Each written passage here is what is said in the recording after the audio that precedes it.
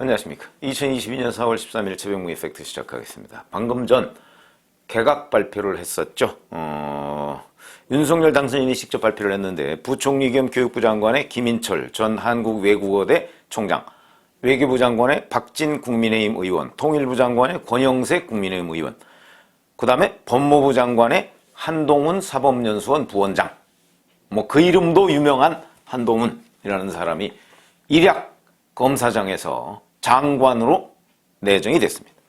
자, 그 다음에 행안부 장관은 이상민 전 국민권익위원회 부위원장, 그 다음에 환경부 장관은 한화진 한국환경연구원 명예연구원, 해양수산부 장관은 조승환 전 해양수산과학기술진흥원장, 중소벤처기업부 장관은 이영 국민의힘 의원, 대통령 비서실장의 김대기 전 청와대 정책실장, 그 다음에 정무수석에는 이진복 전 의원, 이렇게 발표가 됐습니다. 자, 그러면 이제 오늘 이렇게 여러 명이 발표가 됐지만 역시 오늘 하이라이트는 한동훈이다. 한동훈은 그동안 만약에 이제 검수완박을 민주당이 완결지어서 KFBI 같은 걸 만들면 거기에 아마 한동훈을 총장으로 하지 않을까, 이런 여러 가지 그냥 이런저런 설들이 돌아다녔는데 그 발상을 훨씬 뛰어넘어서 아예 장관으로 발탁을 해버렸다. 이제 이런 겁니다. 사법연수원 27기고요. 지금 아직 50이 안 됐습니다. 그런 나이도 문제지만, 나이는 그렇게 중요한 게 아니지만, 여하튼 그동안에 여권에서 또는 문재인 정부에서 끊임없이 좌천되고 이런 어려움은 있지만, 그럴 경우에 그동안에 한 2, 3년간 좌천되고 왔다 갔다 했던 그 어려움에 대해서 윤석열 당선인이 독립운동 하듯이 검사를 해온 사람이다. 이런 표현 때부터 한동훈 검사장을 아마 중용할 것이다. 그런데 그 중용이 서울중앙지검장을 맡기지 않겠는가. 이런 예상이 있었는데 그보다 훨씬 뛰어넘었다. 그래서 아마 윤석열 당선인이 한동훈 검사장을 법무장관에 임명한 것은 직접 수사부서에 배치는 안 하겠다. 아마 이런 뜻으로는 보입니다. 그러니까 수사에 직접 영향을 미치는 일, 이건 없도록 하겠다. 그러나 한동훈에 대한 배려는 하겠다. 이런 걸로 보입니다. 지금 해석을 해보자면. 그런데 야당에서는 그렇게 과연 이제 앞으로 야당이 될 민주당에서는 그렇게 받아들일까요? 그럴 것 같지 않습니다. 왜 그러냐? 우선 이 한동훈 법무부 장관 지명이 야당이 그동안에 비판해온 검찰공화국을 만들려고 한다는 부분에 대해서 일종의 국민적 공감대를 넓히는 계기가 될 가능성이 있다는 거죠. 그렇게 본다면 이번 이 인사의 배경에 한동훈 법무장관 지명 자체가 전국의 핵심 논란거리로 등장할 가능성이 있다는 겁니다. 그러면 자, 지금 50일도 안 남았습니다. 지방선거 50일 안 남은 상태에서 윤석열 당선인이 본인의 최측근 윤석열 사단의 참모장이라고 할 수 있는 한동훈 검사장을 법무장관에, 다른 장관도 아니고 법무장관에 지명함으로써 결국 수사를 어떤 제도적 통제가 아니고 그냥 인물에 의한 통제를 하려고 하는 것 아니냐 하는 야당의 지적이 반드시 나오게 돼 있다. 그렇게 된다면 한동훈 법무장관이 만약에 취임을 한다 할지라도, 그럴지라도 한동훈 법무장관이 하는 하나하나의 행위가 모두 정치적 논란거리가 되고 정치적으로 해석될 소지가 있는 겁니다. 자, 이런 것이 과연 앞으로 한 50일도 안 남은 지방선거에 어떤 영향을 미칠 것이며, 그 다음에 어찌 보면 이거는 민주당이 이제 검수완박을 추진하고 있으니까 이 검수완박에 대한 직접 반격이라고 윤석열 당선인은 생각하고 있을지 모르겠으나 그렇지가 않은 것이, 지금 민주당에서는 그렇잖아도 울고 싶은데 약간 뺨 때려준 격으로 이걸 기화로 해서 민주당이 총단결하면서 지금 국민의힘을 향한 역공을 펼칠 가능성이 대단히 높고, 문제는 이런 민주당이 공세가 두려워서 그럼 아무것도 하지 말라는 얘기냐, 이런 게 아니고 이 부분에 관한 국민적 공감대가 과연 얼마나 있는가. 물론 앞으로 아마 한동훈 법무장관 지명 문제에 관해서 별도로 여론조사가 나오긴 할 겁니다. 나왔을 때 국민의 과연 몇 %나 이 부분에 동의할 수 있을까? 이런 것들은 그 지방선거에도 중요하고 앞으로 전국을 운영하는데 굉장히 중요한 대목이거든요. 만약에 국민 다수가 그래 그동안 참 그렇게 추미애 전 법무부 장관, 박범계 현 법무부 장관에 의해서 탄압을 받았던 한동훈 검사장이 자 부활을 했다. 근데 부활도 검사장에서 일약 장관으로 한 부분에 대해서 긍정평가한다 하는 여론이 많다면 이 부분은 뭐 성공한 인사가 될 수 있을지 모르겠으나 야당이 드디어 검찰공화국에 마각을 드러냈다라고 공격을 하고 그에 대해서 많은 국민들이 동조를 할 때 과연 윤석열 당선인의 정치적 부담 없겠느냐? 대단히 많다고 보여지죠. 이런 점 때문에 굉장히 우려스러운, 그러니까 그 가능성이 높습니다. 그러니까 저도 뭐 섣불리 국민 여론을 예측할 수는 없지만 지금 현재 한동훈 검사장과 그 지금 그러니까 추미애 박범계 전 현직 법무장관 간의 여러 가지의 충돌 과정 등을 우리가 되짚어보면 이거는 대단히 논란이 있고 그 논란의 와중에서 한동훈 검사장이 보여주었던 어찌 보면 현직 검사로서 그 좀 금도를 넘는 듯한 그런 발언들이 있었거든요.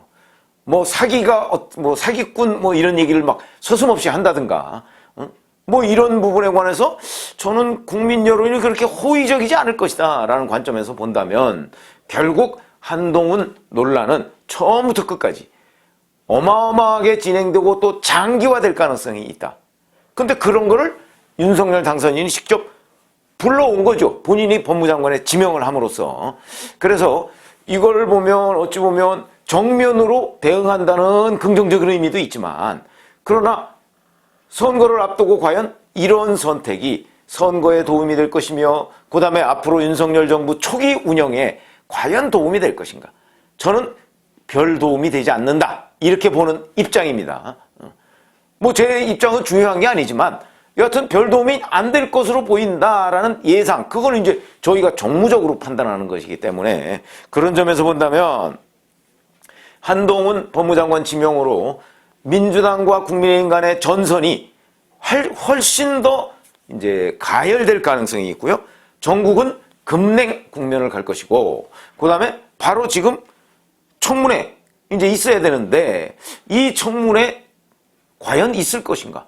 청문회 전체를 보이콧하는 일이 민주당에 의해서 발생하지 않을까? 그러면 한덕수 총리 후보자는 국회 표결을 거쳐야 되는데 과연 한덕수 총리 후보자가 국회 표결 등등까지 전부 다 이 정부의 첫 내각에 대한 평가가 그냥 블랙홀처럼 한동훈 법무장관 논란으로 빠져들어갈 가능성이 있다는 것이죠.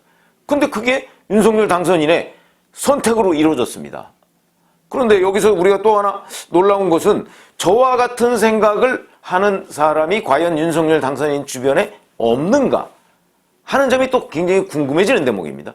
그런 사람이 있고 제동을 걸었음에도 불구하고 윤석열 당선인이 밀어붙인 것인지 아니면 아무도 한동훈 법무장관 지명에 대해서 이의를 제기하지 않고 그냥 통과된 것인지 뭐 이런 부분과 관련해서 매우 궁금해지는 대목이고 이거는 이제 앞으로 뭐 계속해서 이제 취재를 통해서 나오겠죠. 과연 한동훈 법무장관이라는 이 아이디어를 누가 맨 처음 제기하고 윤석열 당선인은 어떤 과정을 거쳐서 이걸 승인했는가 하는 부분이 나오겠지만 일단 지금까지의 저희의 판단으로 보면 이거는 뭐 윤석열 당선인 본인이 직접 했겠죠. 뭐 본인의 최측근이니까.